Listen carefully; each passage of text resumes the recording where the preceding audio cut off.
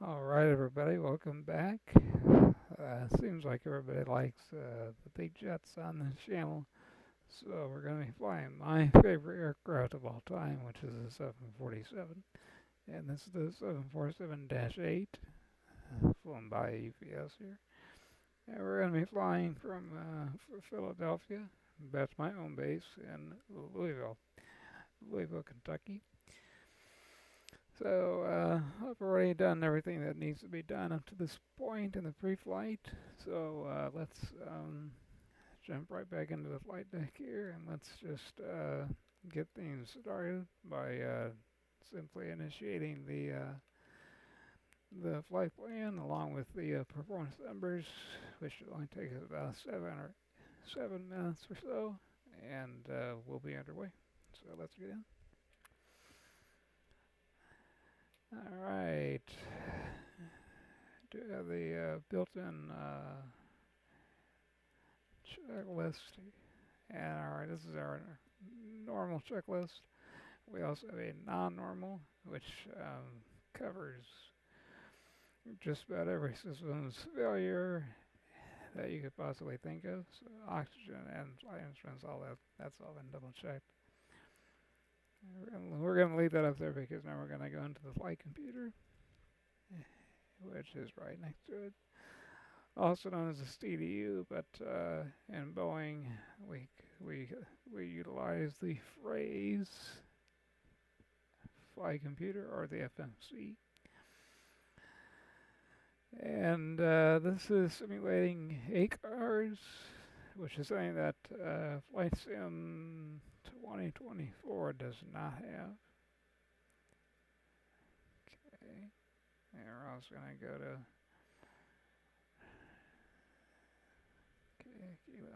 KSDF. There we go. Destination runaway. That's actually going to come in just a little bit because we've got to double check that our AR is up and running. D-Link is activated. Yes. All right. So we've got the origin and the destination plugged in, and now we simply need to send a request. Yep, that's it. And request. So as you can see on the left side, it says request sending. And the request has been sent. And now we're simply waiting for a response from the dispatch. It'll sound like that little seatbelt sign right there.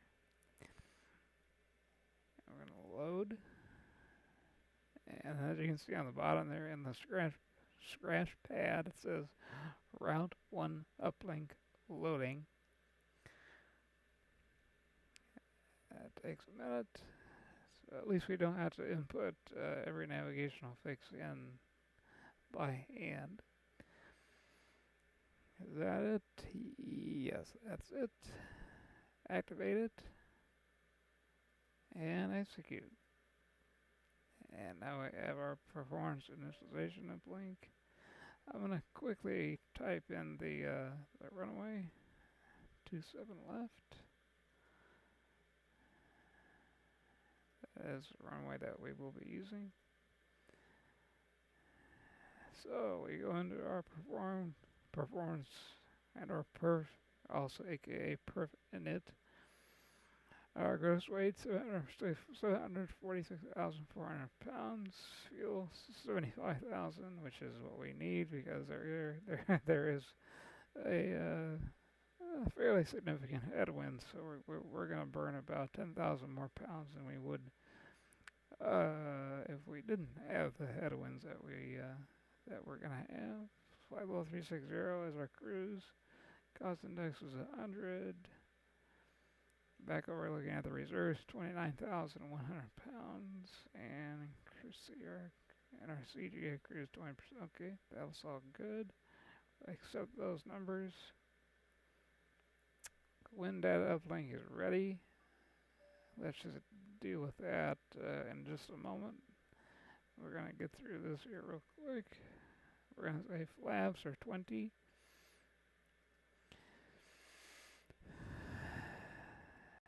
And CG is 22. And we're going to plug in the outside air temperature here, which is 6 Celsius and or 6 centigrade. And the wind this evening is 303 at 10. So, another reason we're using 27 load. 303 at 10. Here we go. Got it. And let's see. We're going to leave it on dry with regard to the conditions of the runway because it's dry. There's no, it's not wet, it's not raining, it's not snowing, it's not slushy, it's just dry. And we're going to go ahead and accept our V-speed V1. Our commitment velocity 1 commitment is 138. We're rotating at 142, and our safety speed, minimum safety speed and or V2 is 160. So let's go ahead and put that in the autopilot. So we're going to say 160. There we go. We're going to turn our heading bug to that of the heading of the runway. And we're going to go ahead and set our cruise altitude on up to 36. If we were on VATSIM, which I also do, I obviously wouldn't be putting in 36,000. I would be putting in whatever the SID standard instrument departure. I would be inputting whatever the SID says as our initial altitude, which is subject to change with regard to whatever ATC would be giving us. All right, progress is as such.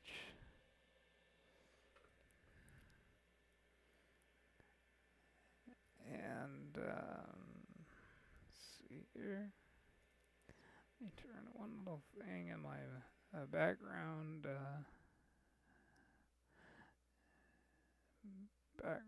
program. Turn that thing on here. Alright. Oh, the reason it's not an even 75,000 pounds of gas is because the APU has been running for the last 10 minutes or so. Alright. Well, where are we on our checklist? We just did our MCP and we did the remember on the 747, whether you're in FSX prepared or if you're using the default 747-8 in Flight Sim 2024, you do not utilize the multifunction display as a touch screen. You have to use the cursor control button and select button dial that is down here towards the bottom of your screen, and that is what selects each line. So if you want to check something off, you click on the SCL button, and then if you're ready to move on to the next thing, if it doesn't move the box to the next check box, then you just left click or right click on the dial, like so. But takeoff speed, we've got the CDU pre-flight is complete trim. And in order to do trim, we've got to turn on, which is going to be 6.3 units. We have to turn on our hydraulics. So let's go and turn on the beacon, just the lower beacon for now, telling everybody on the ground to get out of the way. And then the APU is plenty strong enough to turn on the 4 hydraulic systems auto, and we're going to be putting that to 6.4. And again, I get that number from our takeoff page, which is right here, 6.3. And if you look at the ICAS, just like in the 777 and the BBJ Max, it's displayed on the ICAS. I think it's on the Max, but I am positive it is on the 777. 6.3 is in the box, so that's good. Taxi and takeoff briefing, I already did that, and we're ready for push. Everything in the, yep, very good. Alright, beacon. Alright, our TCAS needs to go to TARA. Set. And our fuel configuration has to go to tank to engine. Sorry, not the best evening for my voice. I apologize for that. In order to go tank to engine mode, we're gonna go like this. Turn off this cross feed and the cross feed on the other side of the fuel panel. And now we're going to turn on our pumps. So the main pumps, the override pumps, and the main pumps for engine number 3. Override pumps there. And we're good to go. And we're going to select our beacon light to both. So now there's a beacon. So now the beacon on top of the fuselage and on the bottom of the fuselage, they're both running. And it auto checks itself right there. And we're ready for push and start. A checklist is off. So looking at our ICAS here, FMC APU is running, auto brakes, RTO, parking brake is set. Sorry about that. Seatbelt on. Alright. Just go ahead and request a push. Tail to our left, that is yes. And we're going to say 90 degrees. A full 90. And we need to go back as our minimum. Remove the shocks and cockpit to ground. Go ahead. We've been cleared for pushback and start. They want the tail to our left. Roger that. Ready to push. Tail to the left. Park brakes off.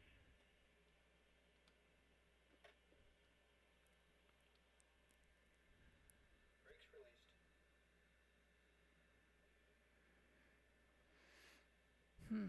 just waiting on that to happen. And once we begin to roll, we'll go ahead and begin to start.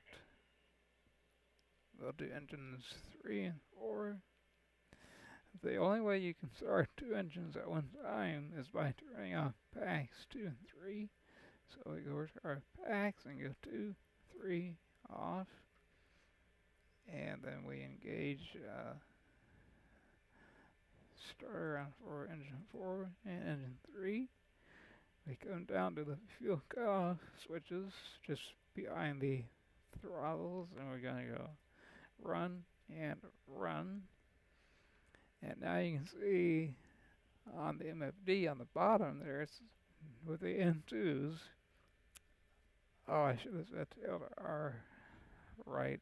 Well, that's fine. That's actually good. I'll be able to show you how the aircraft can turn on a dime if you stay below 10 knots of ground speed. Anyway, you can see down the N2 it says auto start.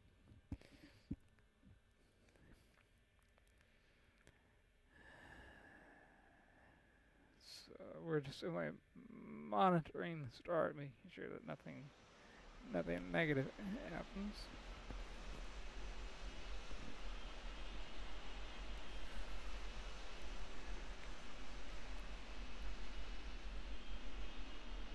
And then as soon as the 2 start switches click back into place, then we can go ahead and start engines 1 and 2. We're running and running. Very good.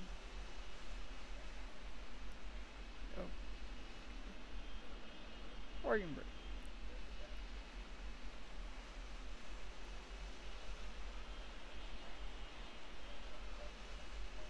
Okay, those are on. Checking our engines 1 and 2. That's all going on. We're going to go ahead and set this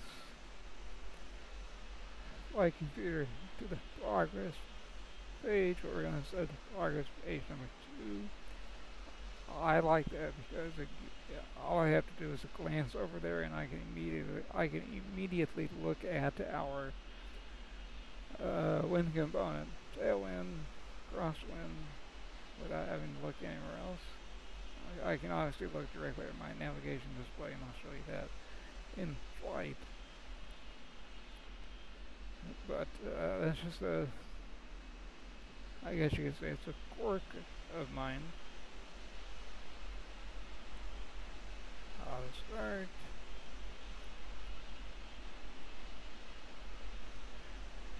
And as soon as it says running in green text above that, then we'll go ahead and select flaps 20.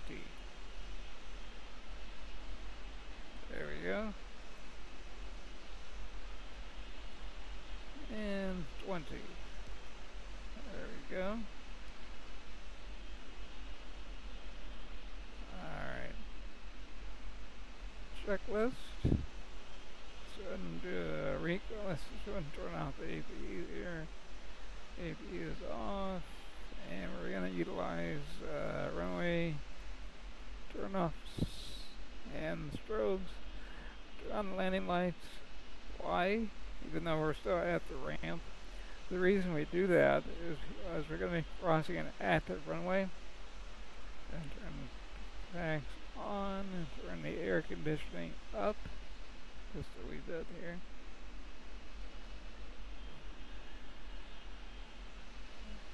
Yep, all good. And now let's go through it.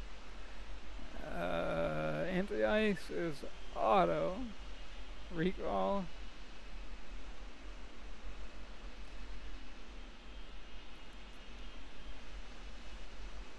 One more time. There you go, recall. Check, nothing there. Flight controls. Alright. All the way to the left. Good. All the way to the right. Good.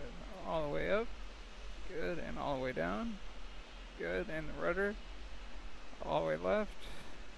Good. Neutral. All the way to the right. Good. Alright.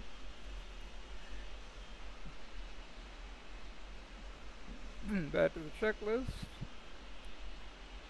Flight control and ground equipment. Clear.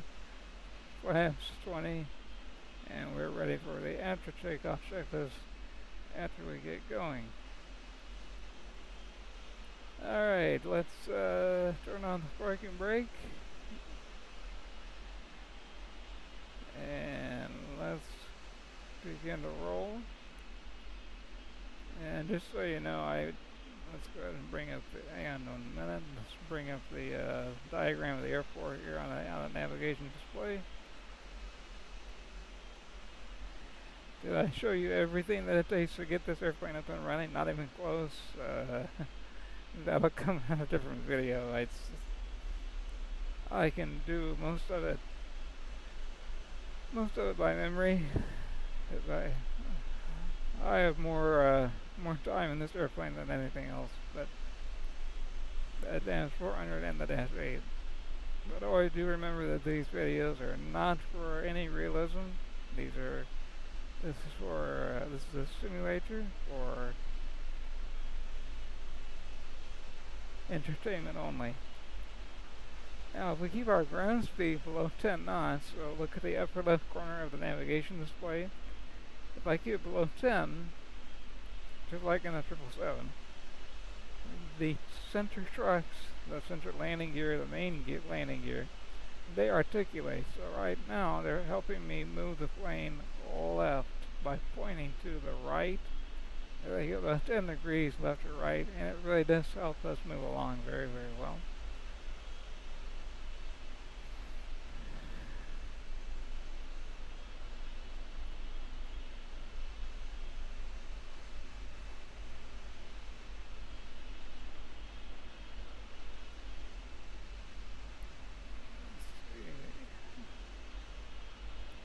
Coming up to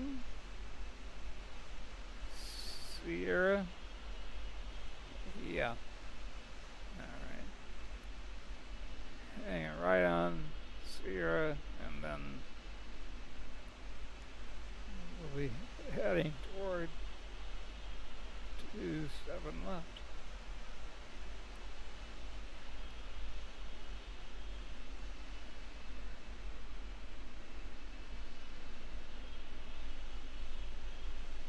As I said in another video, I'll go through how to bring the airplane from a cold and dark state all the way up to engine running. But for now, it's just a brief 90-minute flight over to Louisville.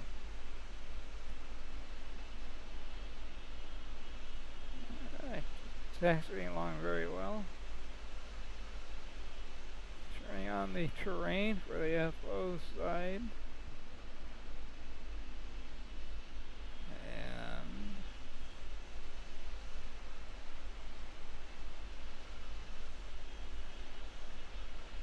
And then on my side, since I am the pilot flying, when we get out to the runway, I'll briefly turn on the weather radar.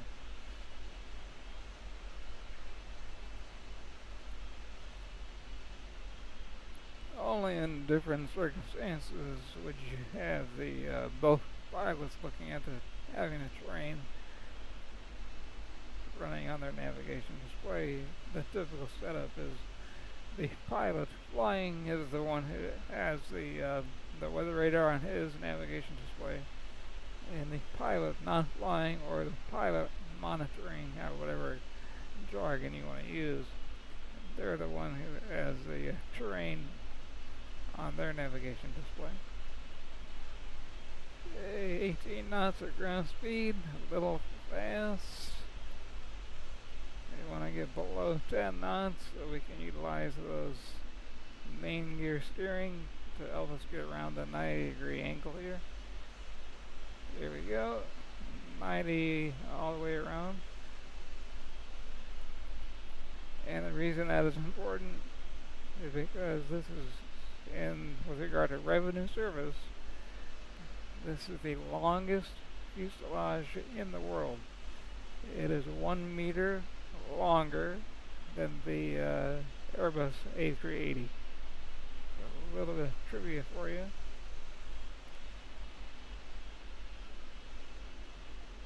So that's why if you keep it below 10 knots, the airplane turns on a dime. Alright, here we are. And we're going to go ahead and go down to the throttles, toga.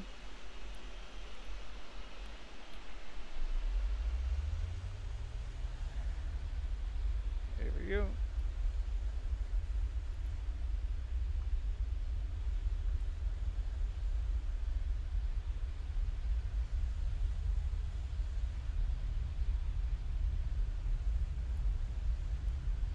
There's 80 knots.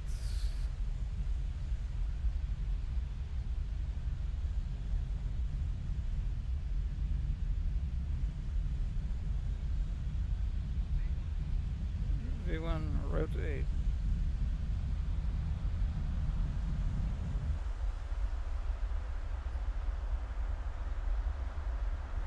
Hey, pause the rate. Gear up.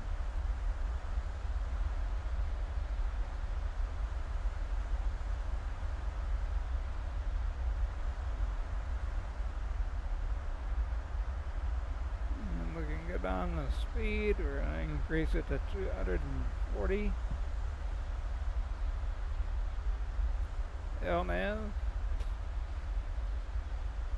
and left command on the autopilot.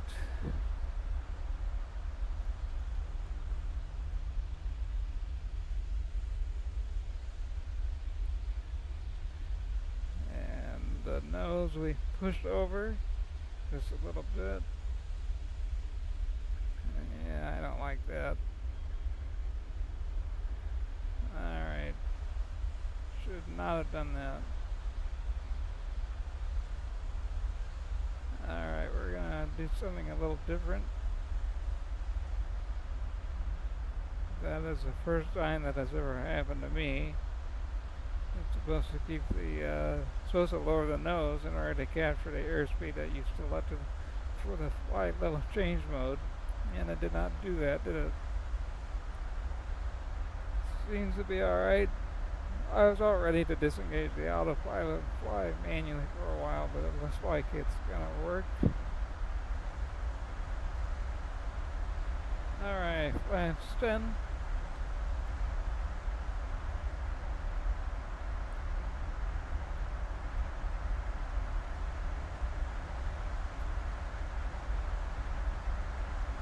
Flaps 5.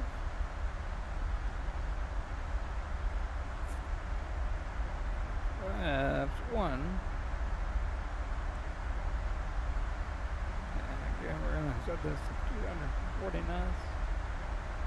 And remember, I engaged the autopilot when we were above, when we were more than 400 feet AGL above ground level. Alright, and flaps out. In comparison to the 747-400, the flaps, they do articulate and or move. They do move a little faster than the -400. Yeah, when the slants are on their way up, which are the slants are in transition right now. The slants, all 6 of them move in unison, unlike on the -400 and the -300, the -200, and the -100. Not too sure about the 100, but for certain on the -200, 300, and the 400, the flaps on the leading edge flaps, aka slats, they on the -200, 300, 400, what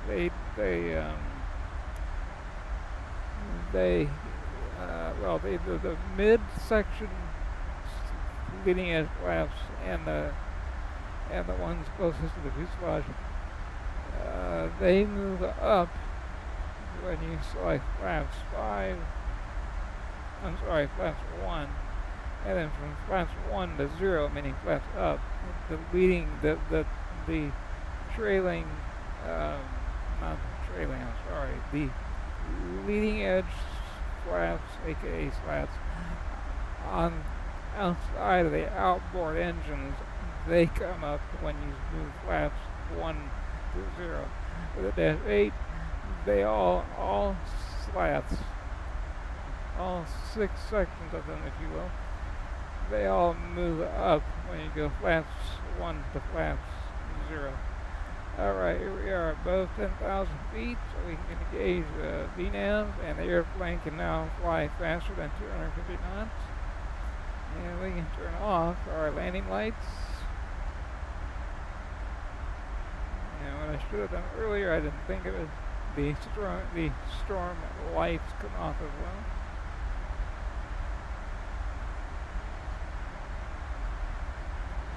Since I'm not utilizing ATC, I'm not concerned about running into any aircraft.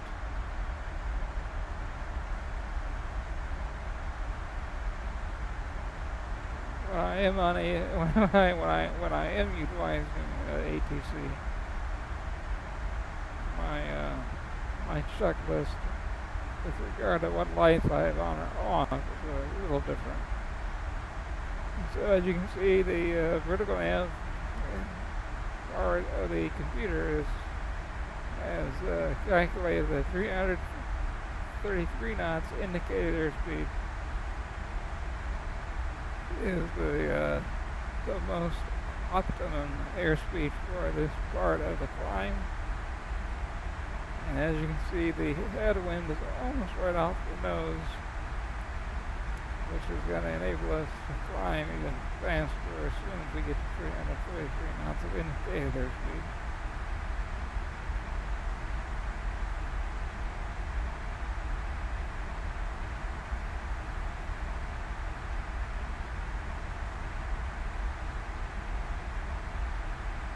There we go, roughly 3,000 feet a minute. There we go. Okay, 2005, 2007, okay. That's still a very, very impressive climb rate for an airplane that has a gross weight of over 700,000 pounds.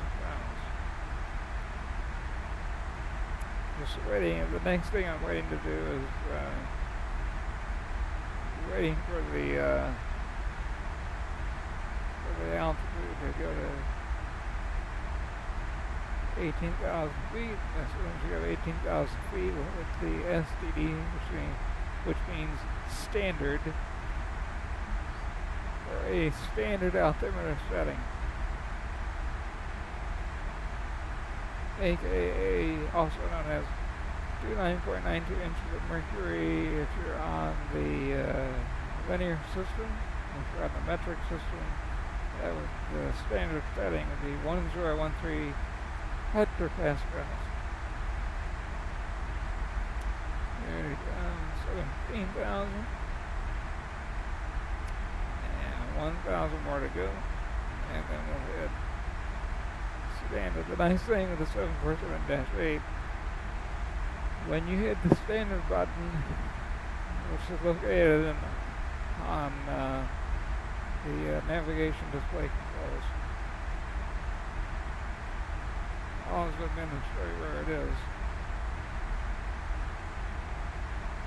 It'll change the altimeter setting. So right there where it says SDD, pushing that button in, that changes the altimeter setting not only on my PFD, but it also changes it on the backup, and also on the FO's PFD. All right.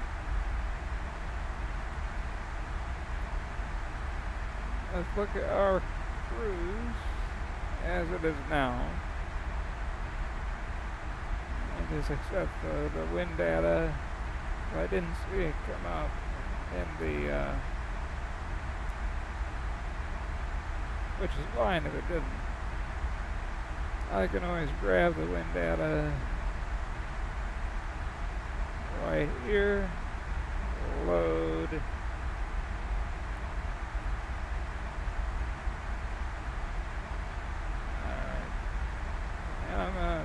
I'm gonna do that again. I'm gonna get the real numbers because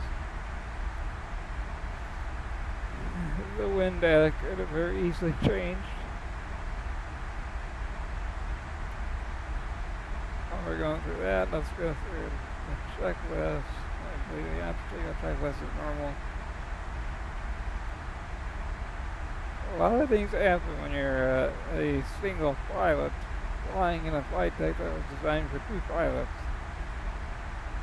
Okay, recall. Let's do that one real quick. Recall, check. Notes. Auto brake. Oh, that's for descent already. Alright. Well, we're not gonna. We'll deal with that before descent. Okay, that's the wind here. We're going to request new wind data. Sending the request.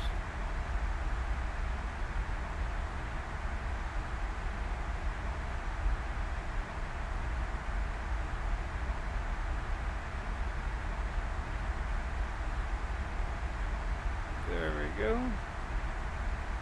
These should be brand new numbers.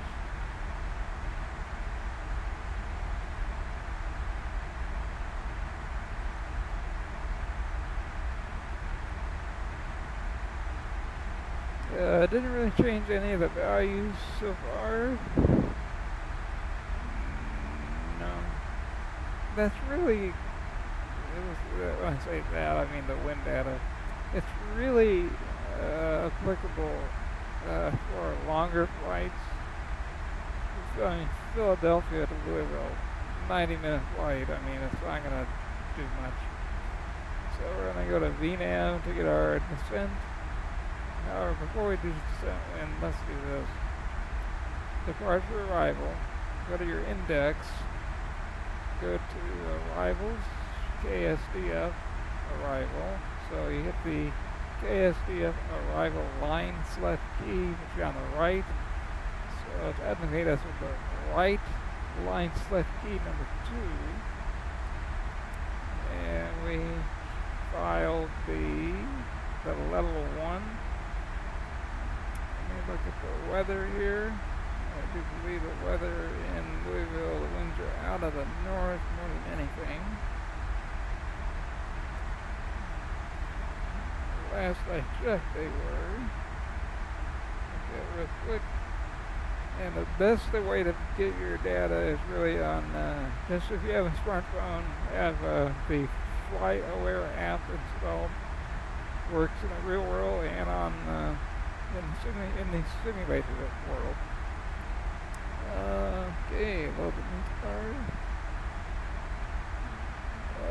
Right now, winds are calm. 0, 0, 0, 0. Alright.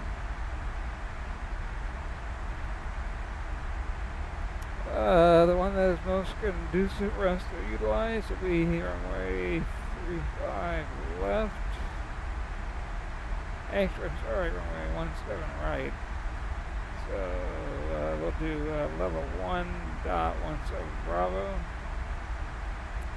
Yaki, we're going to skip that.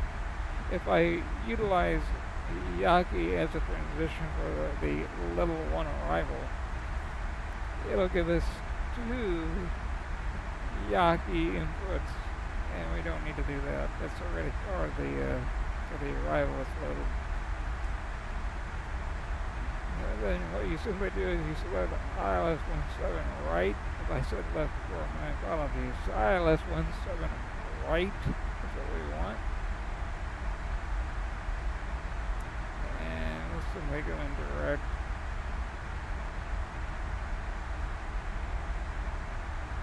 And the legs, make sure there is any route discontinuity. Oh, there is. Okay. Get rid of the discontinuity. And looks like we need to select some altitude presets. So let's go ahead and do that now. Before we do that, let's go and look at our winds, our VNSP for cruise. Now that it has the most recent wind data. Optimum is 36,000.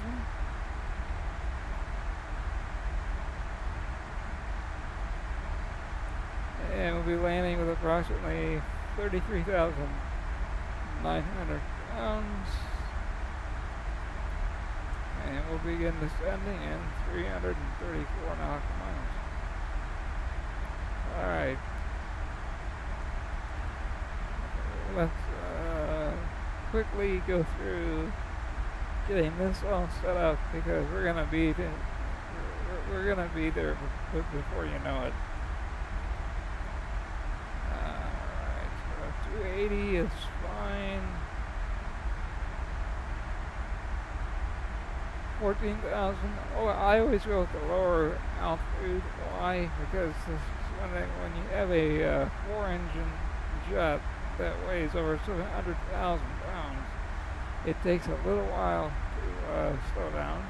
So you want to get as low and slow as you can because you're not going to be going low and slow. You're going to be going lower and fast. So this helps mitigate that. 268. Let's just say 260, and go with 11,000.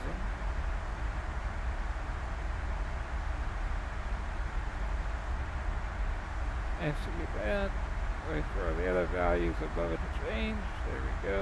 Next page. Have that. Okay. 240 at 9,000. So when you get into the four digits, you don't have to type in 9000. You just say 090. Either or, the computer will know, the flight computer will know what you're talking about. 240 is 7,000.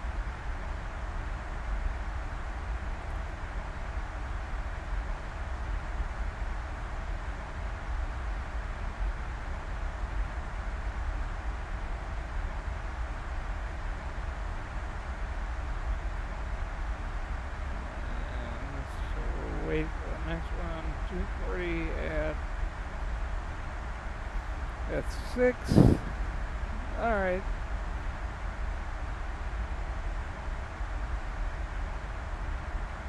Not a problem.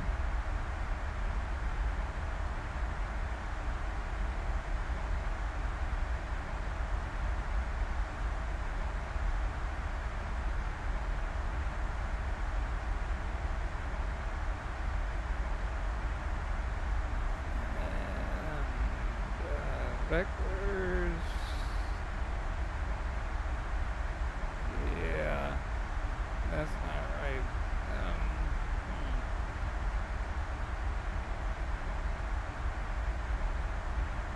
Let's fix this real quick. 170 and 3,000.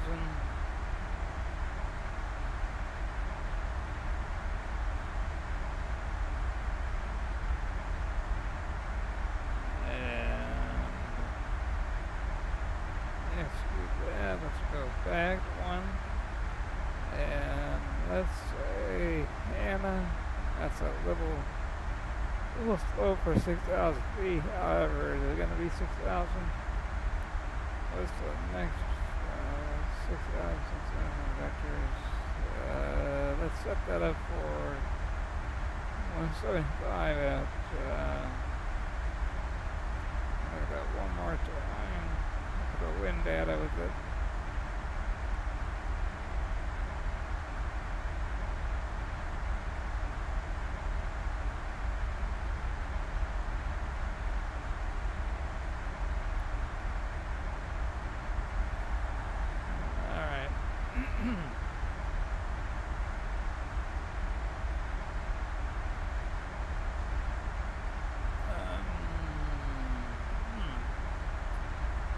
Alright, let's do 180 and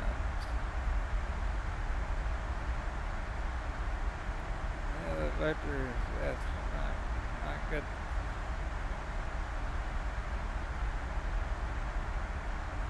Okay, I'll make an executive decision. Let's go 180 at 4,000 on the vectors. Sometimes it lets you change, sometimes it doesn't. Yeah, that's what I thought. Alright. Because vectors really isn't a navigational fix, that's why I said no.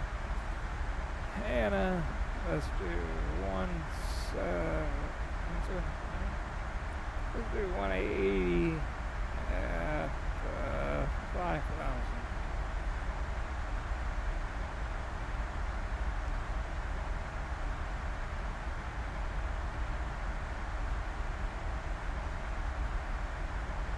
That gets us slower and slower.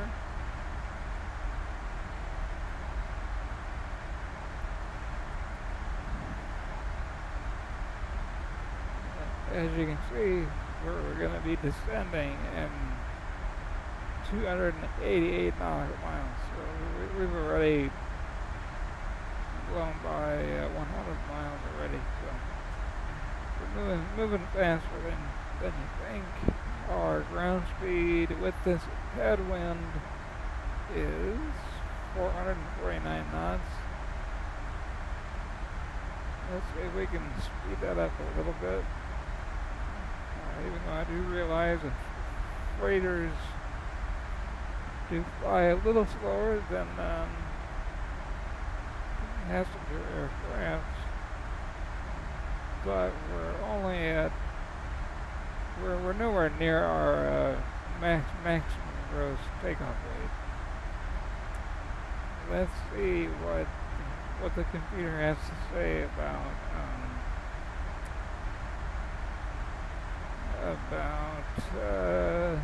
going at 0.86.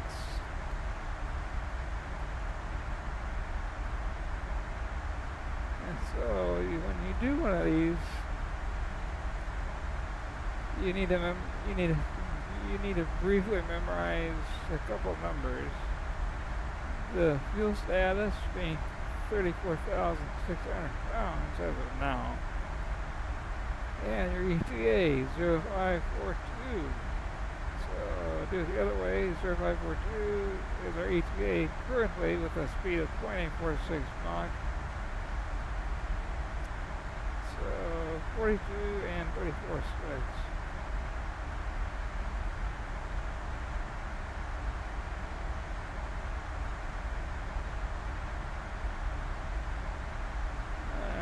So that's 1 minute earlier and 200 pounds approximately more. Yeah, let's go for it. And then about 15 miles before we hit our top of descent, what we'll do is we'll bring it back to 0.846. So the airplane has a little time to slow down to where it needs to be before going into the descent.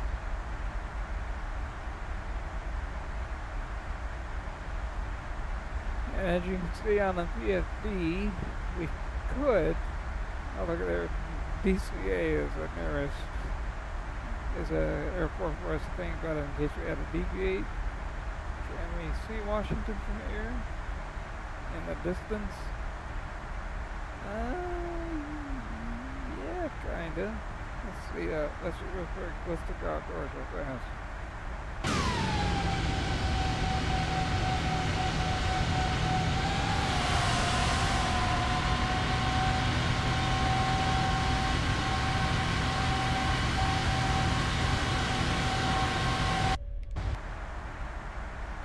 Yeah, that is DC in the greater Washington DC area, and that is the Potomac River in the distance there. Not too far away from us, only 44 nautical miles away, so not too far away from Washington at all. So back to this here, 36,000 recommended. We're doing that. Maximum will be 39,900. So let's see here, 36. The reason I mentioned 39,009, if it were to go to 5 level 4s or 40,000 feet, we would have to slow down. 0.86 would be too fast, and it would be in the overspeed. So this little quasi barbecue, barbecue. That's not what I meant to say. Barber pole on the speed tape, as you can see above us, above 288. If ever you see those red dots on the speed tape, 40,000 feet. Those red dots would be all the way down to where we are right now. So the higher you go from 36,000 feet and up, the slower you have to go. The airplane is simply too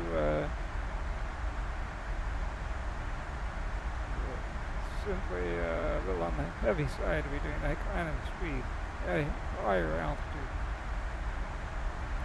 But that can go both ways. You know, you can be light, very, very light, and go all the way to 41,000. But if you're very light, then that can be a concern.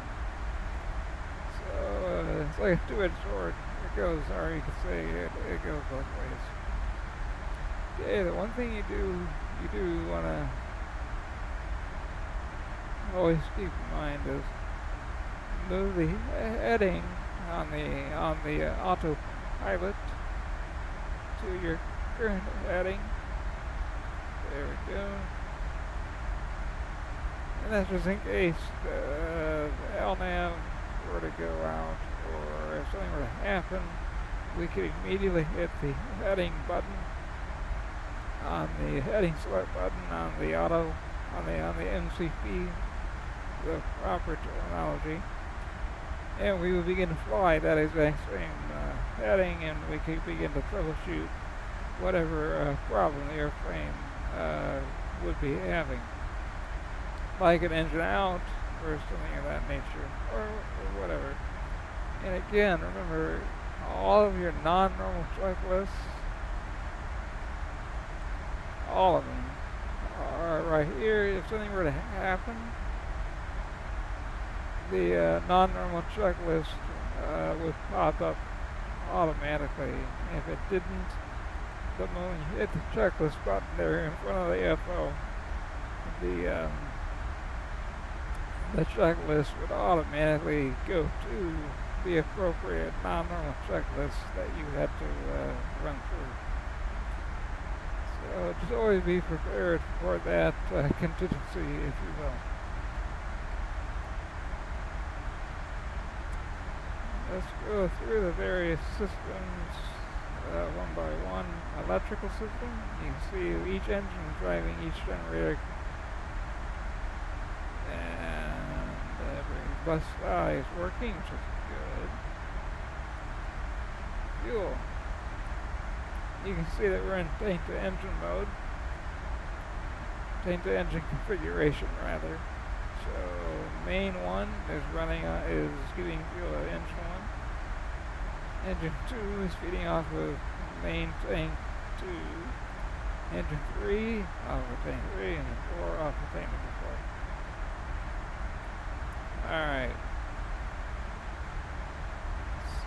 Our environmental control system, 21 degrees Celsius is what I have set up for the flight deck temperature, and you can adjust the main cargo deck temperature if you want.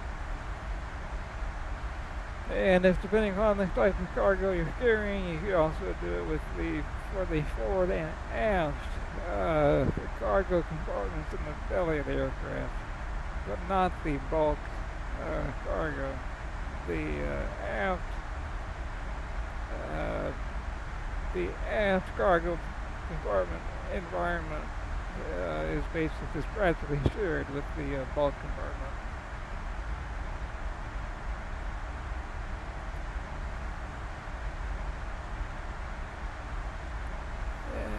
And it also shows you in the upper right corner that the outflow valves are set to auto, and of course that has to do with the pressurization of the airplane.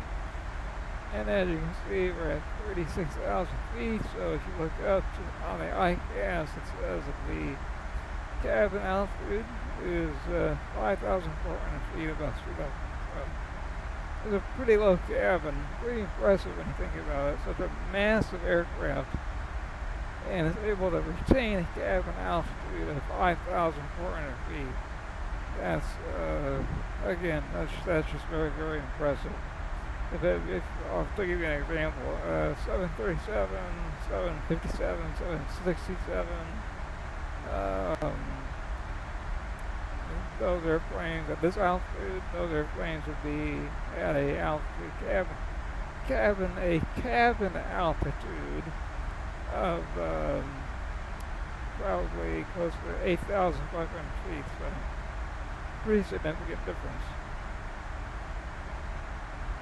Well, why do I mention that? The lower the cabin altitude is, the more oxygen there is in the cabin. And if you're on a long flight, believe me, if you're on a long flight, like on a 747-A or a 787,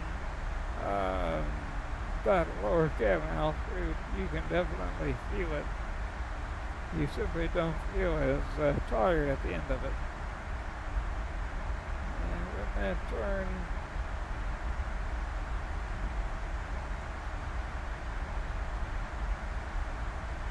for the next one, as soon as it levels off, I'll spin the heading bug on the MCP to keep us lined up with our heading. Alright. Flight director, flight deck. 21, and it keeps it 21. Quick side note, if you want to change that temperature, you'd be amazed how quickly the temperature changes. I mean, if you set it to 24 degrees, it will climb up to 24 degrees very, very quickly. It's a very, very impressive system. In fact, let's try that real quick. Let's do the forward cargo compartment. Let's dial it up. 18, 19.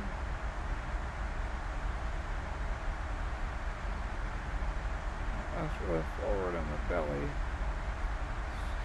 Let's see how long it takes for the forward belly compartment to get up to 20. There's 18. There's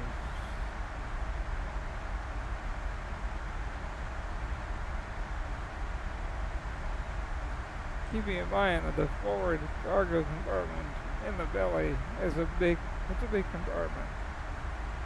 19 already, and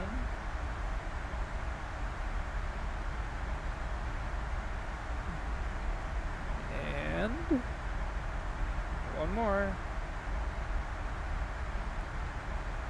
20. Look at that. Pretty impressive. Very, very impressive. And if you look over on the FSX flight computer, we have burned a total of 24,000 pounds of fuel already, which is pretty impressive considering the weight of the aircraft. So we're burning a total of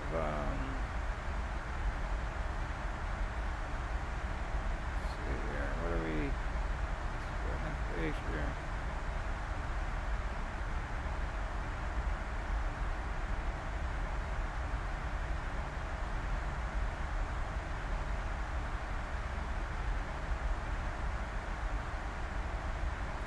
Let's see how long we've been here. 33 minutes since the takeoff roll. So 24,000. Alright, that'll actually do the math. That's probably doing about 20,000 an hour, a little less than that.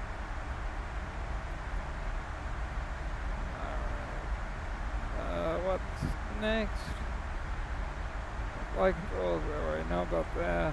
Hydraulics, that shows you what we are running here. The most important thing is just to make sure that the automatic system is running as it should, and it is. It's going through a demand pump, and then the demand pump sends it off to the actual drives for the hydraulic systems, and each one has a quantity of that is no less than 0.90, so which everybody does, and the pressure, hydraulic pressure that is, on all four systems is 3,000 psi, and hydraulic fluid temperature is in the low to mid 50s, which is well within normal parameters. Hydraulics. Go doors, which is something that you didn't see me doing it, but before I began recording the episode, you go through all these systems in the first place.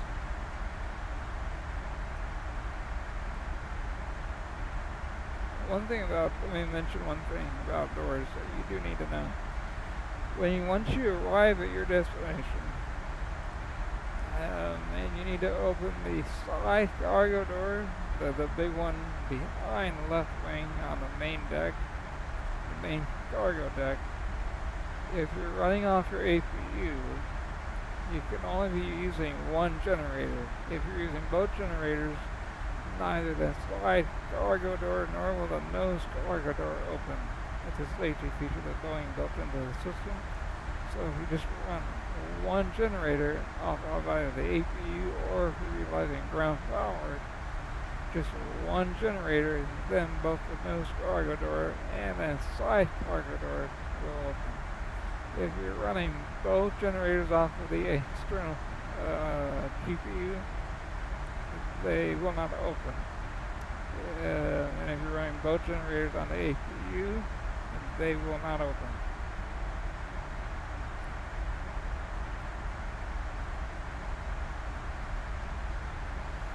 Alright, landing gear. This is actually a fun thing to look at because it gives you two pieces of information for every tire, with the exception of the nose gear, and that is it gives you the brake temperature. So the numbers inside those little oval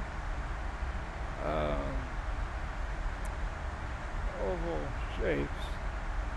Each oval depicts a tire, and the brake temperatures are all old 0.0.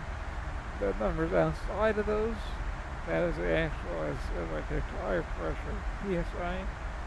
And as you can see, the PSI is very, very high.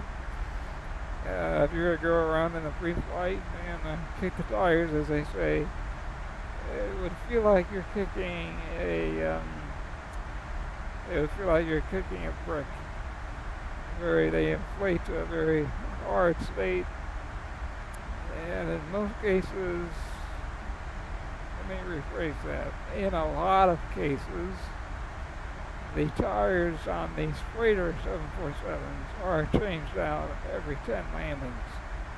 That's how much rubber you burn after 10 landings, and you gotta get them replaced. And hop on YouTube. If I think of it, I'll drop a video of it in the comment section. In the description of the video. Of a real video, or a real life video of 747 undergoing the changing of a tire, and you'll be amazed as to how quickly they can do it, and amazed as to how simple it is. It's not like they're having to bring out all kinds of equipment and various types of large wrenches and things like that. Not at all. It's very, very, very straightforward.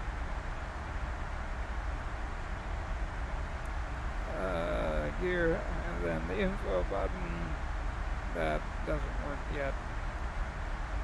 They're working on it. The stat age, the reason you would want to bring this up, you can look at the actual APU data. So APU, if you look at the fourth line down, so APU, it would give you the exhaust gas temperature of the APU, the N1, the N2, and the oil quantity of the APU once you get turned on. The 747s have a very, very powerful APU. As you can see, back when we did engine start, we were able to start 2 engines at one time, and that was with only 2 packs turned off. And that is because, if I'm not mistaken, the APU, which is, most of you know, the APU is basically a miniature jet engine, basically. That gives you electricity and electricity as well as air to provide air conditioning, heating for the cabin, as well as the necessary bleed air for the engine start. This APU is equivalent, I think, and I may get this wrong, but this is just based on my memory years and years ago. I believe the APU is the equivalent of the jet engine on a Learjet 35, or maybe a Lear 25, one or the other. But again, it's a very, very powerful APU. Very, very powerful. If you think of it, it can turn two engines at one time. I mean, if you think of that, that is just really, really phenomenal as to what kind of electricity and air that it provides.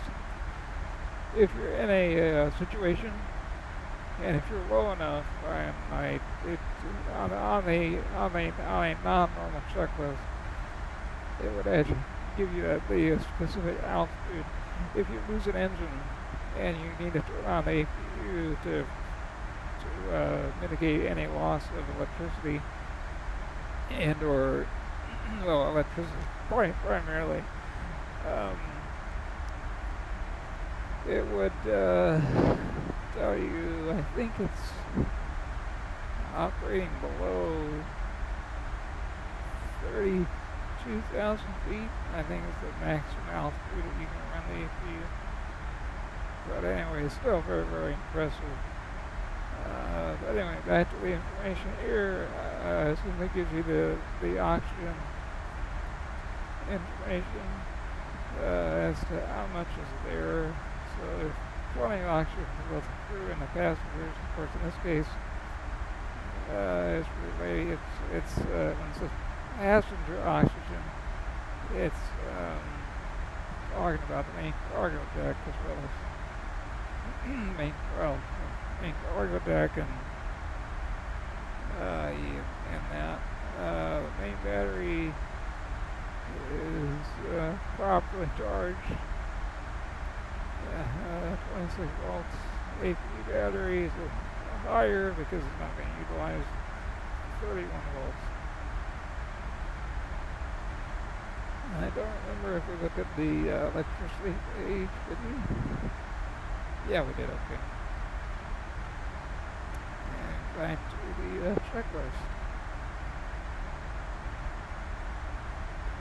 Oh, one last thing, if you did need to utilize navigation, just in case you were to lose one of the primary navigation displays, you could put the navigation display down here.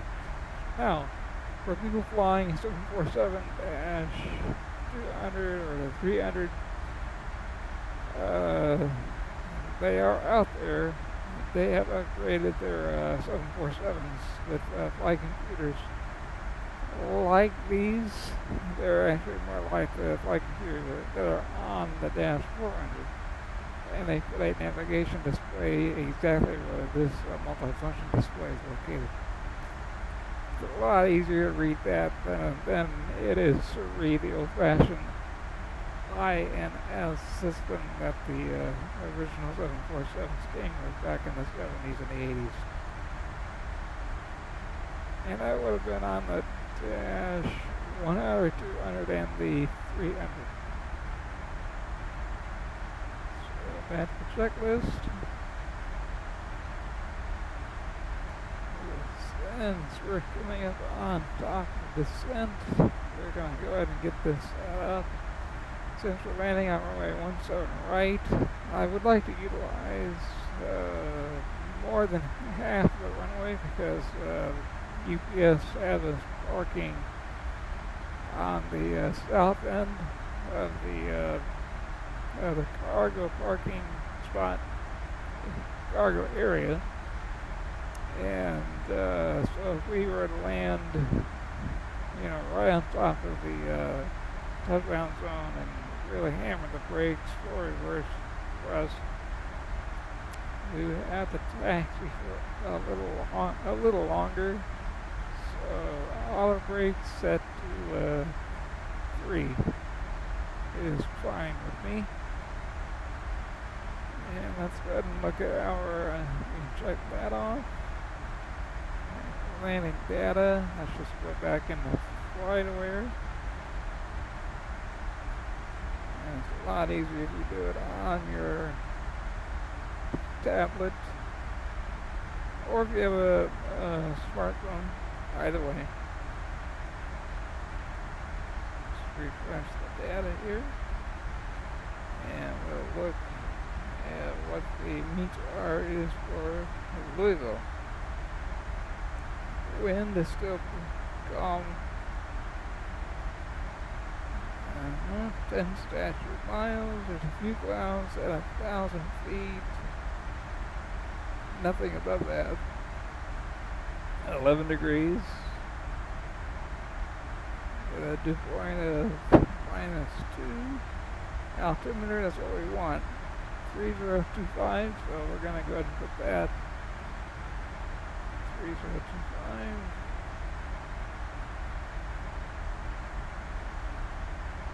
Right here.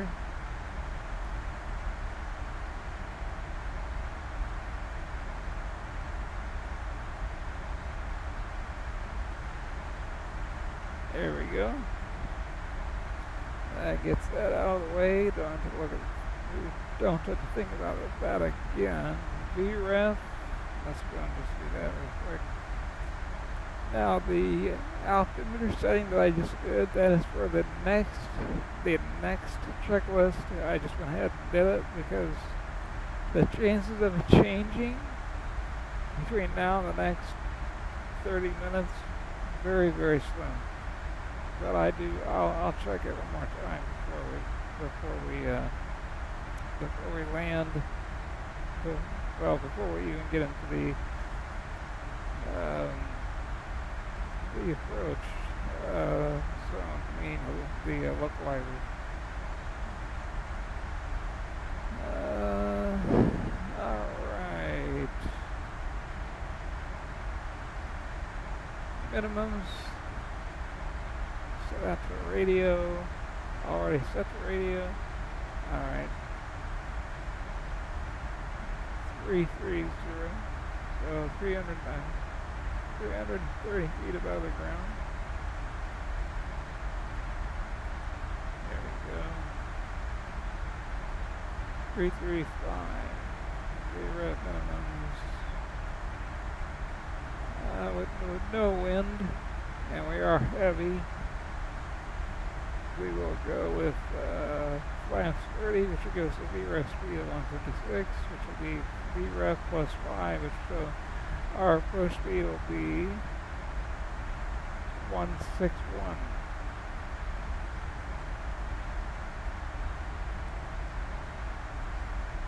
Approach briefing is complete. And altimeters. Like I said, we'll go through it one more time, but that is that. We are ready for a landing checklist already. We'll just leave it there. We can go backwards and forwards in this checklist. It's just that you want to, with this particular flight, since it's so short, once you begin to talk the descent, especially with this particular arrival, things happen very, very fast, and you're lining up with the runway before you know it. And because what you're busy doing is you're busy, like I always say, and I think I said this in previous episodes. You always want to be three steps ahead with regard to checklist and what you got to do. That way, if something does happen, you're all the bases are already covered, and you don't have to think about those basic bases. If that makes any sense. One thing that I do like to do on the standby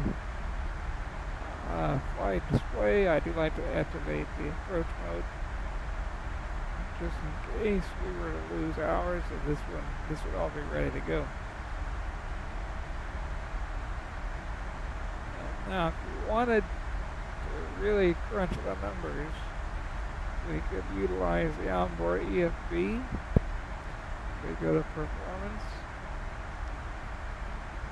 which is on the left side of the EFB.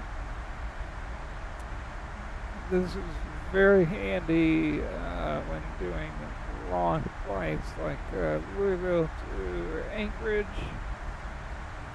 Louisville to Louisville to Cologne, Germany, Louisville to Dubai. You can constantly look at whatever the performance data is that you need to be looking at. So in this case, we're going to be doing this for landing. Alright, landing dispatch.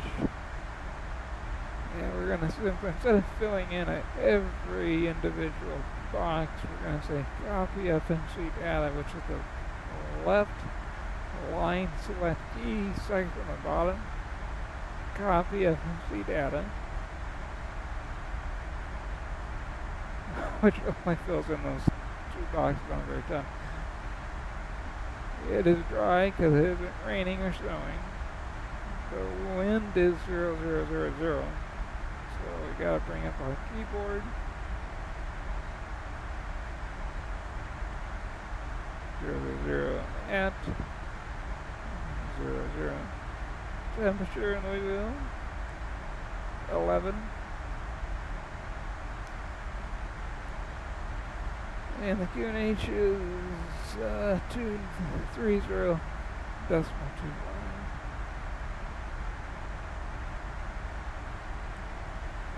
Flap, we can go and get rid of the keyboard. Flaps are going to be 30. AC on. AI off. And we can calculate 166. And what does it say? 156. So it's off by 166 VREF. So there's a 5-knot discrepancy.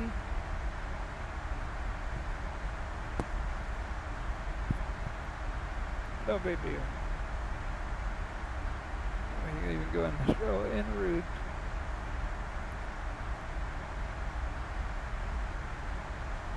Right. Brakes are going to be, what do we say brakes are going to be? 3. Yeah. 3.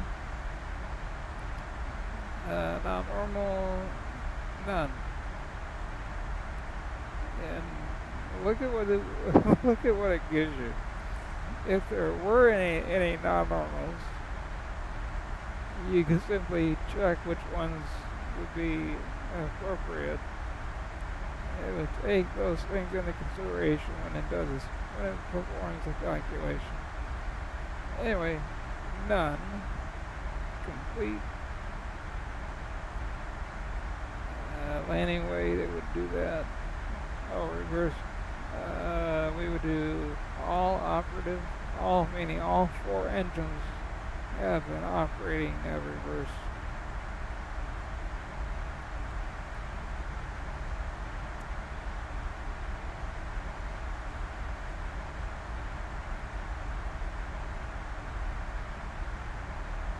Landing weight. What's our landing weight going to be? Okay.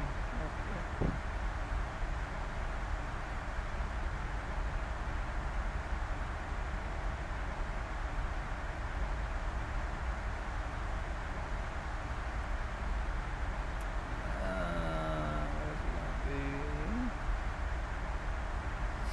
714.3 to that sound. Yeah.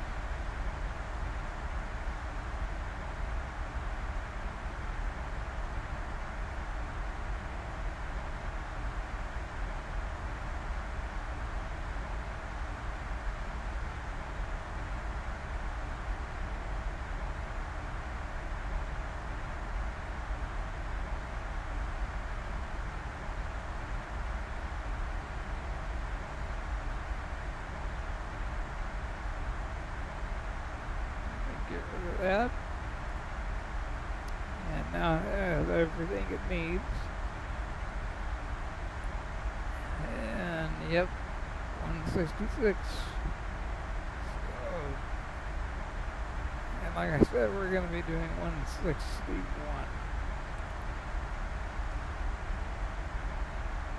Alright, let's look at our various altitudes. We're going to need to be down to 6, 5 really. So let's go ahead and dial in 5,000.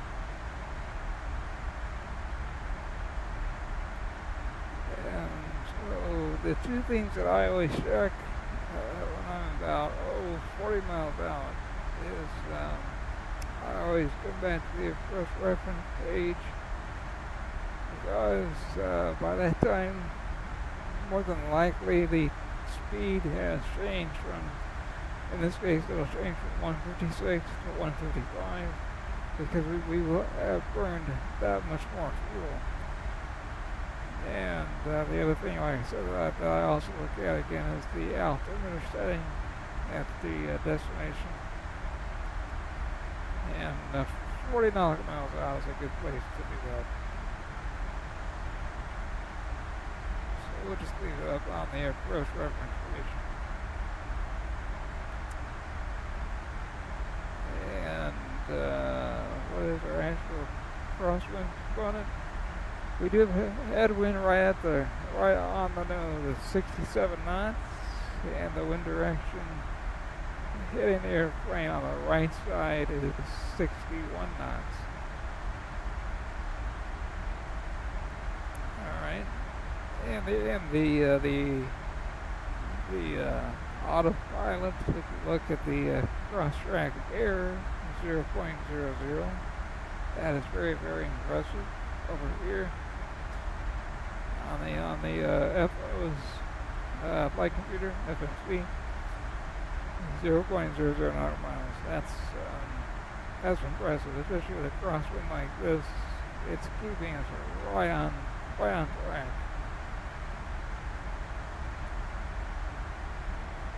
And so how far are we from descent? All right, let's go ahead and tell it to go back to 0.846.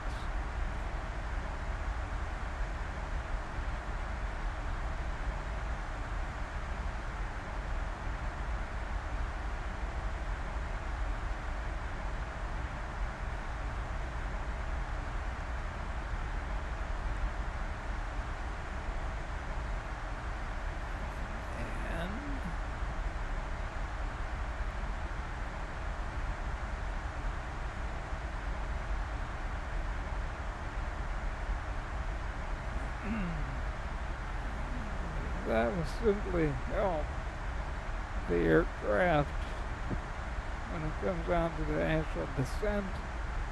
Which, if you look on the navigation display, we're just about there.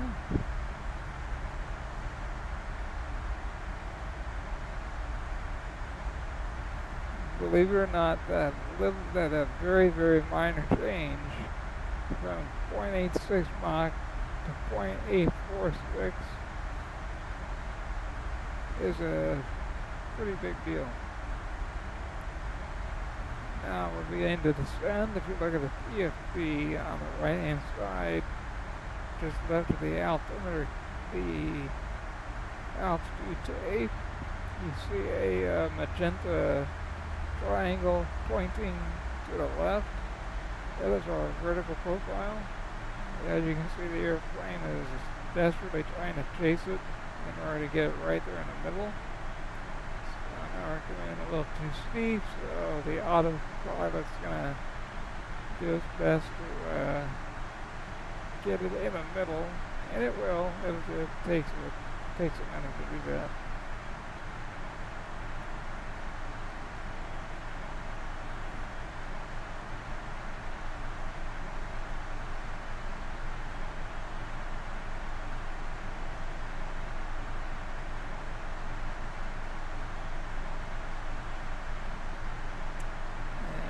looking for. Is it right down the middle? Yes, it is. Almost. Almost right down the middle. Good. Doing good. The winds have picked up a little bit.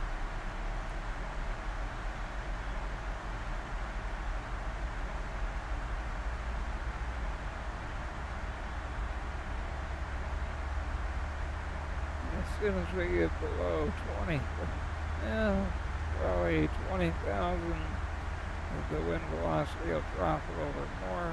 Let's see where the wind goes here.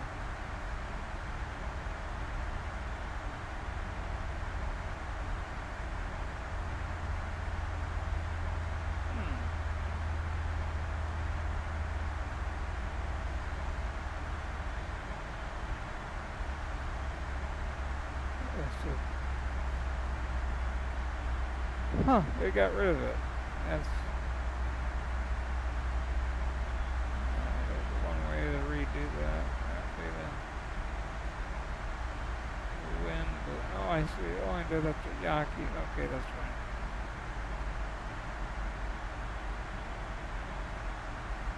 That's alright.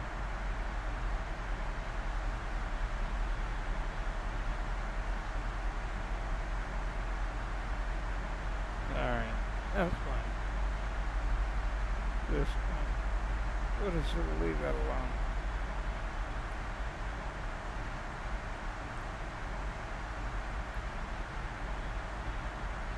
Alright. It's maintaining the vertical profile very well. Just a little above we're above the curve a little bit, which is why you may be able to hear the engines spooling up a tiny bit, and then going back down a little bit.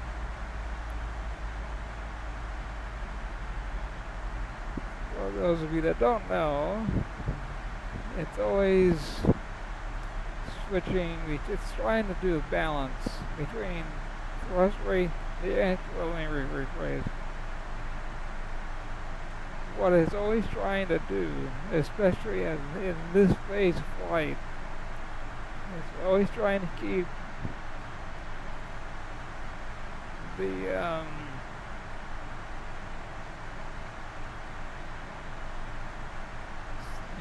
see if we need to add the brakes a little bit.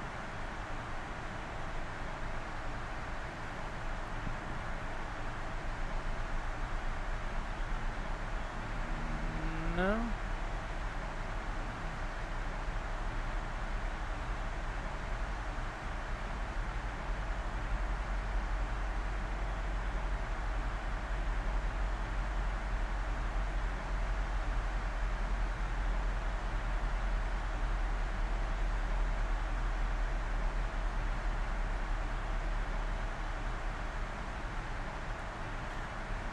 As I was saying, the aircraft, well, technically the autopilot along with the flight computer, what it's doing is it's constantly balancing the engine speed with the actual vertical speed. In other words, the rate of descent along with the amount of thrust required to keep it at a specific speed. So since we've gotten lower in the atmosphere, now we're down to 26,000. If you look on the speed tape on my PFD, all the way to the left, look in the upper left-hand corner, and you'll see 288. So the target speed is for 288 knots indicated airspeed.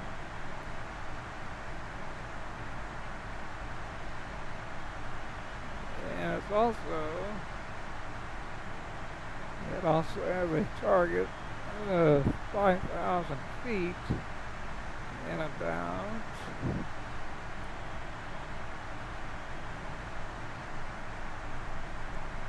let's see, 7 is 21, so 71.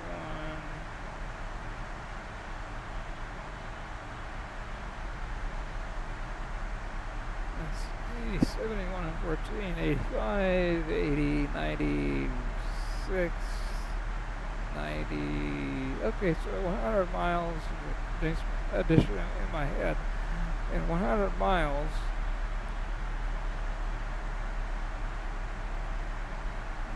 it knows that the target altitude is 5,000.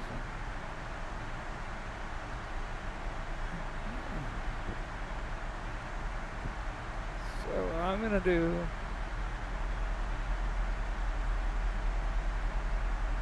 go ahead and set it for 3,000.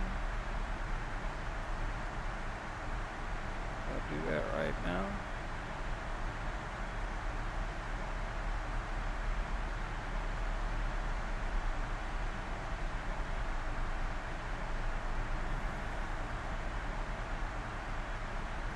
And if I have to do any manual intervention, then I will. Flying this airplane is just, it's like flying a Cessna. It's just bigger, no difference. Nose comes up. It wants to slow down. Nose goes down. It wants to speed up.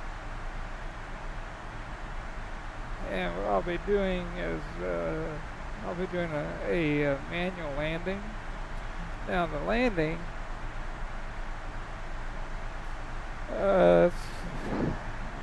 what aircraft can I give you as a comparison?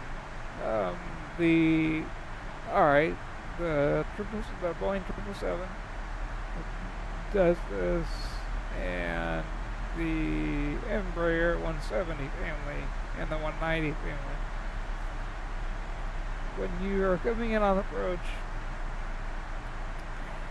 and you decide to disengage the autopilot, you do not have to disengage the auto throttle. You can leave it engaged.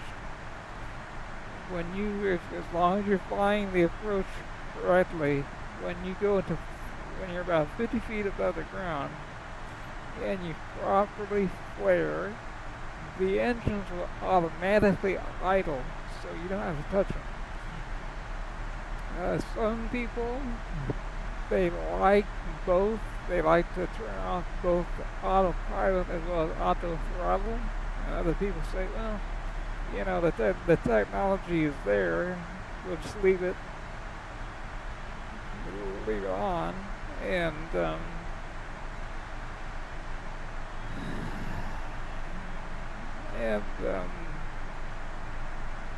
I can tell you, I leave it on. It actually does a very, very good job at idling at just the right time. But again, your glide path, glide slope, or I should say your technically your glide path. As long as you have the nose pointed at the appropriate point on the runway and you're on speed, meaning VREF plus 5, in this case 165. And that gives me a reminder to check it out. I'm sorry, 160. 161. It has not changed. I'm going to look at the altimeter real quick. See if there's been any kind of an update.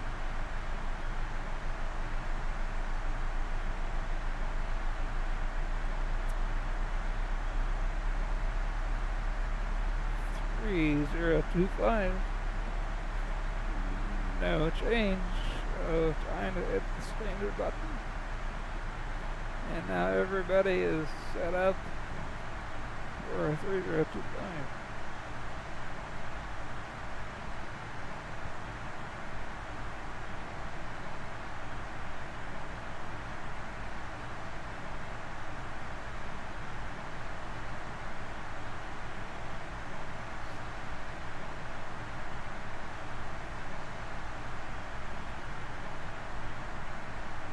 And it looks like the aircraft needs a little bit of help slowing down, even though it wants to keep it at 288 knots indicated, because we are above the glide path of our. So we're gonna go ahead and give it some speed brake here. That's why the airplane is shaking just a little bit. We want to, in other words, that little triangle that I mentioned earlier, that is next to the altitude tape.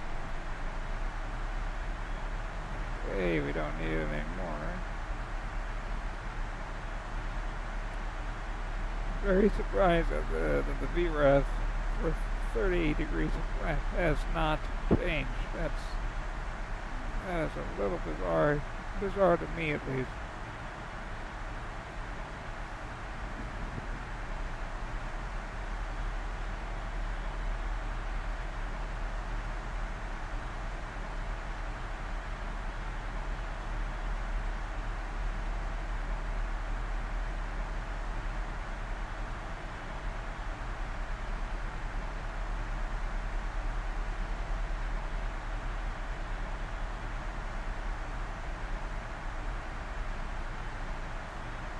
Just looking.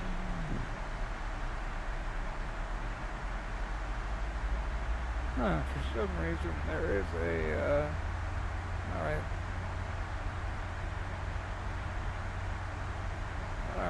that's not a discontinuity, that's where we're gonna come in with our vectors. I mean, now I can see, okay, we can see it a little better. But one thing I do want to show you, and this is very, the following, there's a Lexington, Kentucky off our right wing right there, if you look at the navigation display. One thing that is very unique with the 747-8, just like the 737, 737 NG and the MAX, and the 777, 787, you can bring up your vertical profile. If you have your navigation display set to map, up there next to the range button, you'll see that there's a button in the middle of the dial that says CTR Center. I'm going to click on it twice, and now you can see, you zoom in, you can see the terrain profile. So if you're going into somewhere, let me see, where have I been, where this comes in very handy. Places like San Jose, Costa Rica, Bogota, Colombia, Lima, Peru, not Lima, sorry, Quito, Ecuador, Santiago, Chile, those places, that right there, your VSE is that's what I was looking for, vertical. So you can plan your vertical situational profile. That is invaluable because you can see every navigational fix along the way, and you can compare it to where the terrain is. So if it gets a little close, or it's closer, with regard to where you're going to be, in this case you can see 40 miles out with regard to that, your vertical vector, which is that white line extending from that right triangle there on the far left. That is where you're, as you can see, as the nose pitches up, as it is right now, you can see that line is changing a little bit. And then as you begin to descend even more, then that, you can simply look at, okay, at the end of that line, where is it going to, where is the aircraft in 40 nautical miles? Where would that, where would the aircraft be? That's the best way to look at those of you that fly, you do know how very very nice this additional feature is on the 747-8.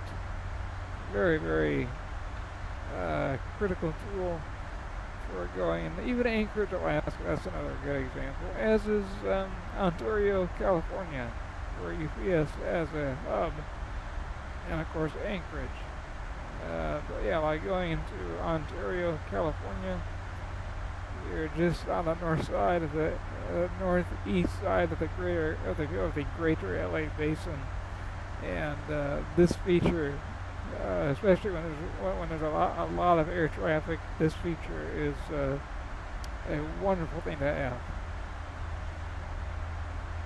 When you're out here in the Midwest or the East Coast, pretty flat land, not really necessary.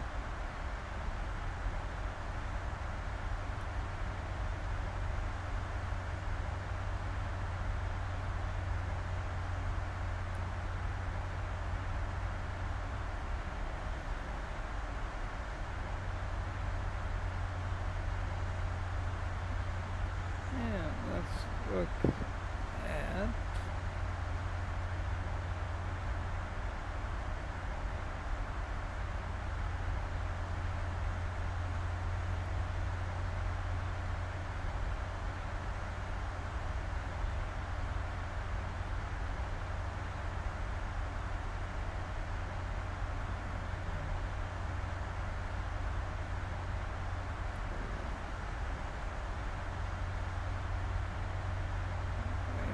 let's, for the sake of time,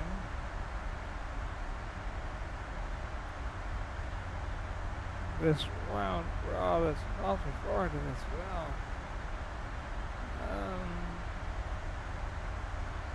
I've left.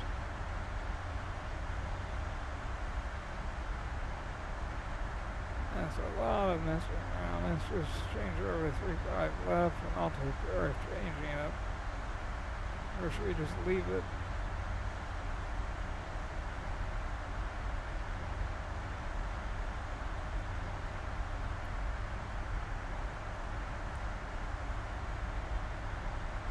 Yeah, that's just a lot of additional time in the air.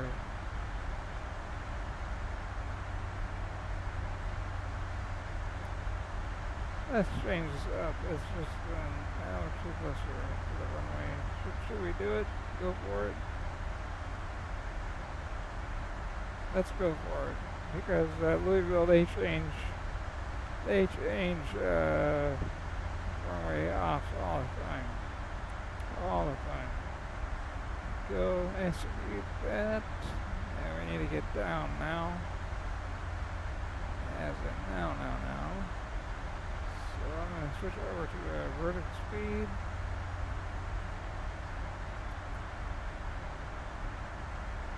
And we need to begin to descend right now. 200 on the speed. And we're going to go direct on the speed brake. Yeah, it doesn't like it that much. Shallow it up a little bit.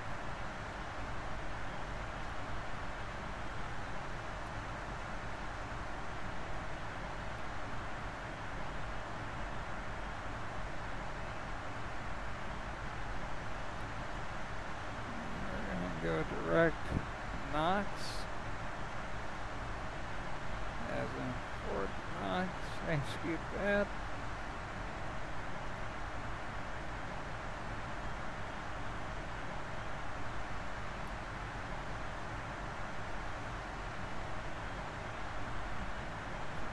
Breaks up.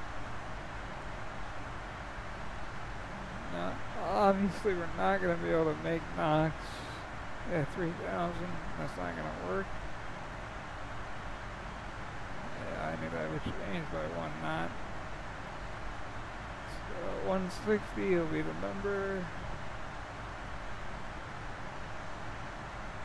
Alright. Um, yeah, let's go left. A little bit more camera on this thing is so sensitive. 240. Yeah, let's make it 230.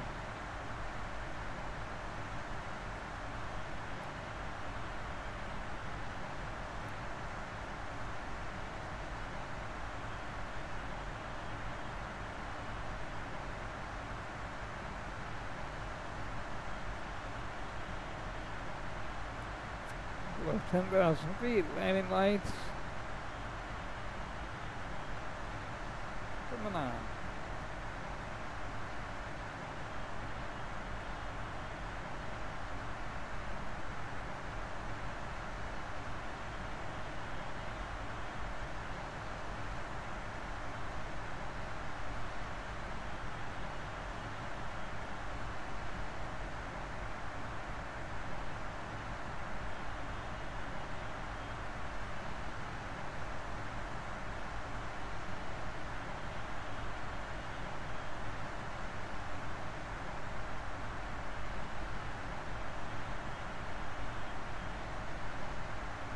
Just watching watching the speed to 8, 245.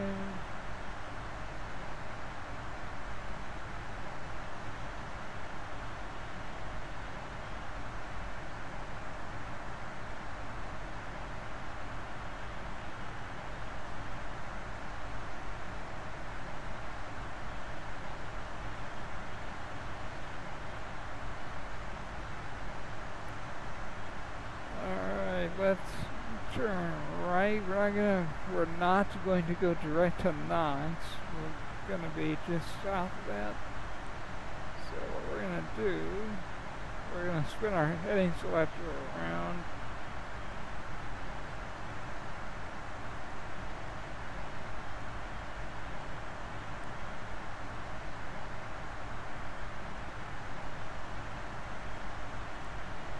At 270.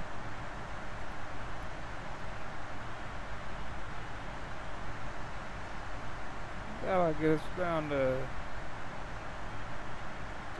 3,000 feet.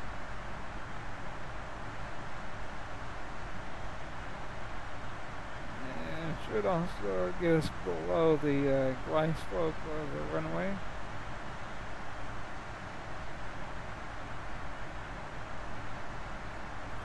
This is the 1-star standard terminal arrival that I have never flown going into Louisville.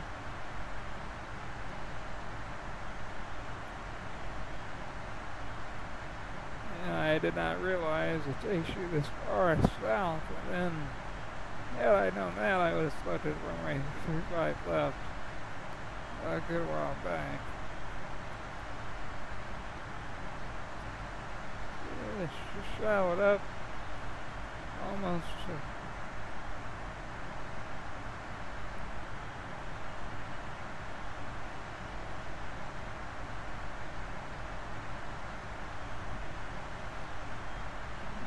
intercepting that.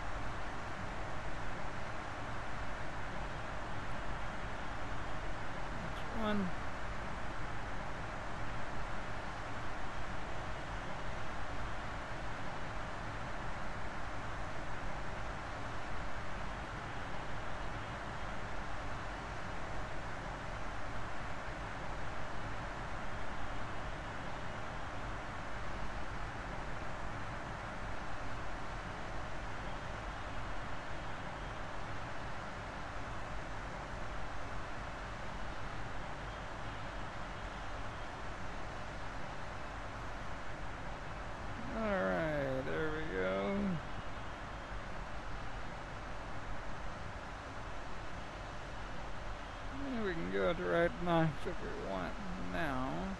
Let's get that. And LNAV will take us directly there.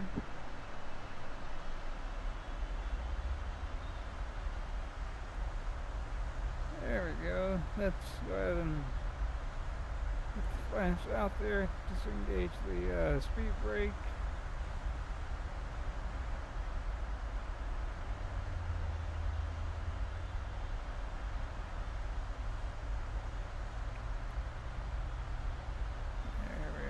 There we go.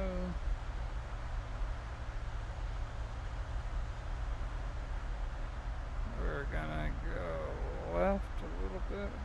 Just a second. I think it'll be alright. We're far enough away from the runway, 10 miles out. Alright. Let's do the landing checklist. Sweep brakes. Arm landing gear.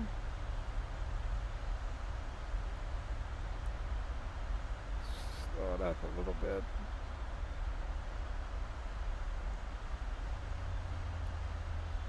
Gear down.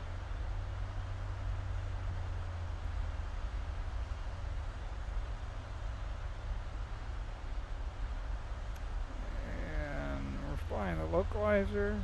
Here comes the glide slope. Right there. 155. That's still our VREF. Yep. So 160.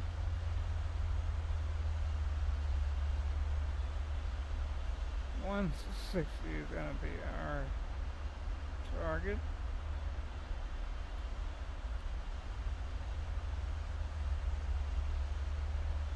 And flash 30, please.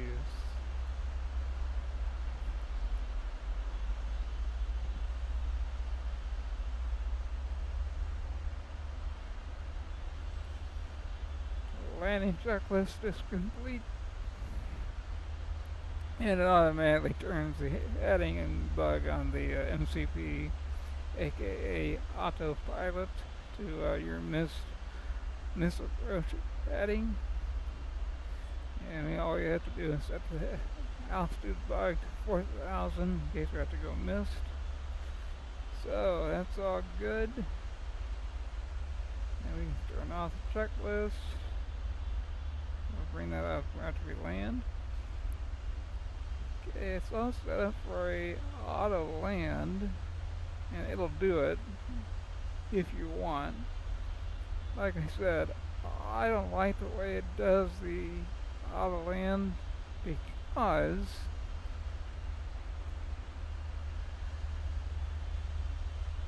it always lands as if you're landing on an aircraft carrier. I mean, it's a brutal landing. The auto land on this thing is just really rough.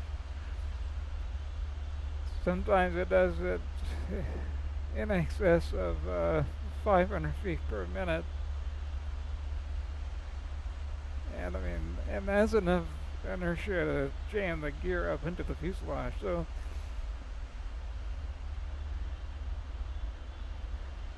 disengaging the autopilot.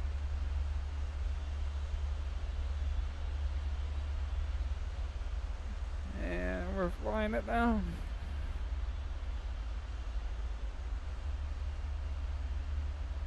And remember that the auto throttles are still engaged. 2 white, 2 red. On the money, we need to go down a little bit because we are bigger.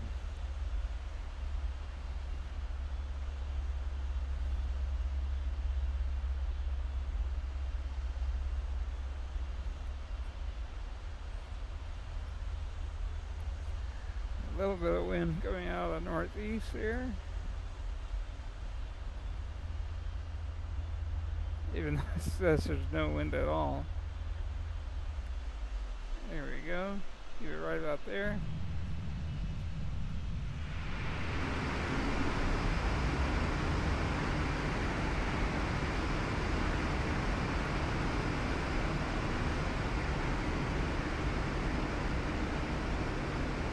Manual braking.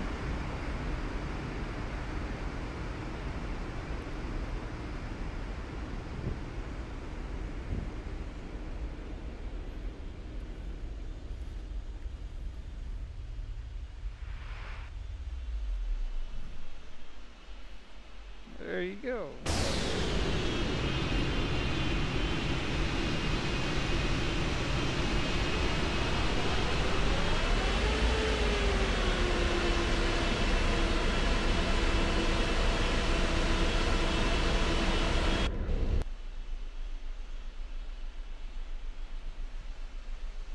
And welcome to Louisville.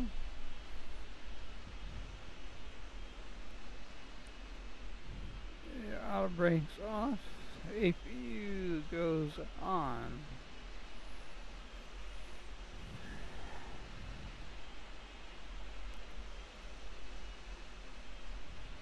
The weather is no longer necessary. Yeah, I know I said 1-7 right because I wanted to be rolling off the runway right where we parked, but then I saw, wait a minute, that approach, the arrival that we selected takes us so far to the south, you're simply going to end up burning up a lot more fuel, so I decided to go runway 35 left. Alright, let's do some lights. Landing lights, not required. Runway turn off lights, no longer required. Strobe lights, no longer required. Wing and logo lights, we'll leave those on.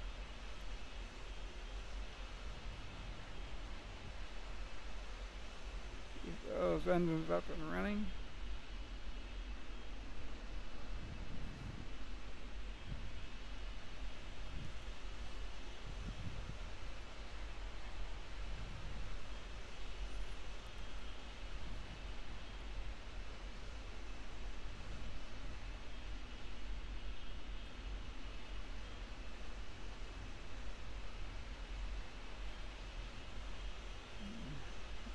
Like I said, they want us 747s to be parked down at the south end of the field. So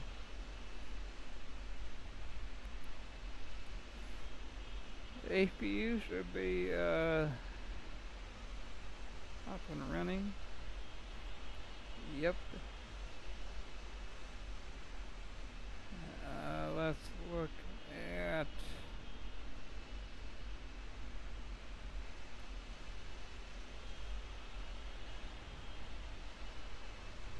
pull up the airport map here.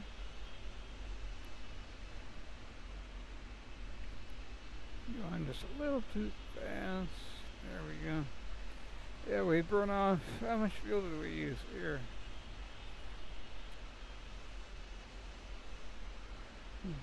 We burned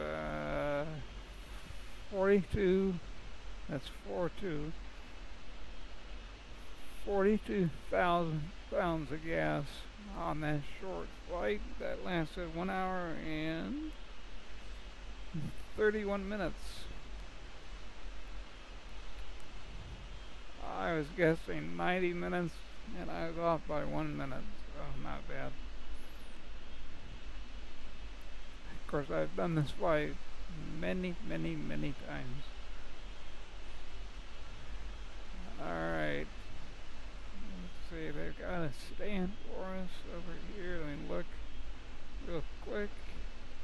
Let's see what they got next. Turn out to the left. Stand number 9. Yes. Stand number 9, that'll be it.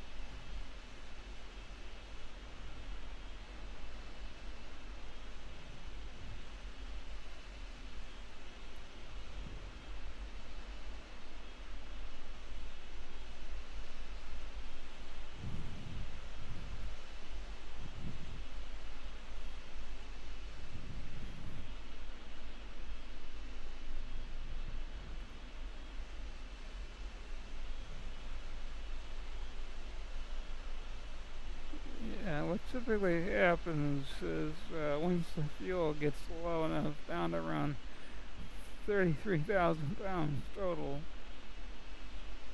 is the fuel override pumps begin to no longer be necessary. So that's why if you're looking at the ICAS, you'll see fuel override 2 forward. So if we were to have flown the approach in the runway 17 right, every single fuel override pump would need to be turned off. Yeah, I can't really see where we need to stop.